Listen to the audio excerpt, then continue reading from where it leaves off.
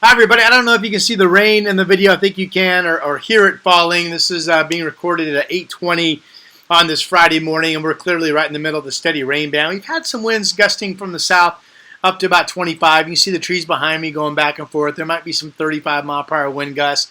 But the bigger story today is the hours of steady rain that here in the heart of the I-5 corridor, Salem, Portland, Vancouver, should stay with us at least through 11 this morning, and it may be 12 o'clock noon before we start to see this begin to break up and move more off into the Cascades. The great news today is that forecast modeling shows much of central and even a good portion of eastern Oregon will see at least some measurable rainfall later today into the night from this weather system. So it should really dampen fire danger statewide. And of course, hours of steady rain over the Riverside fire and the Holiday Farm fire and the Lion's Head fire. So that's great news as we continue to win the battle or make progress on those fires. Okay, for Portland, maybe less than a half of an inch of total rain today in Salem, maybe more like 3/4 of an inch of rain when you get up into parts of Clark County and Cowlitz County.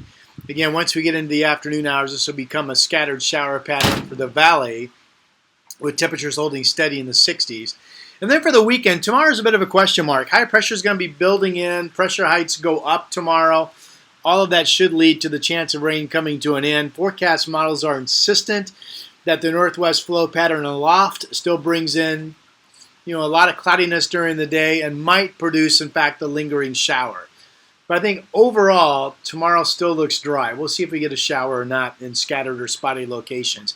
Sunday, that high pressure is firmly in. Now, with calm winds, I would expect us to have valley fog or low clouds Sunday morning to start. And then if we break out of that soon enough, we'll warm up to about 77. Eventually, Sunday will go on to be perfectly clear. Should be a beautiful day shaping up.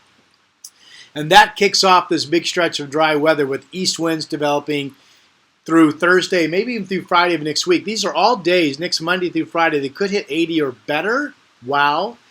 Now, I want to be clear, we're not looking at any strong east wind days. Maybe some breezy to gusty conditions out near the gorge, but nothing unusual.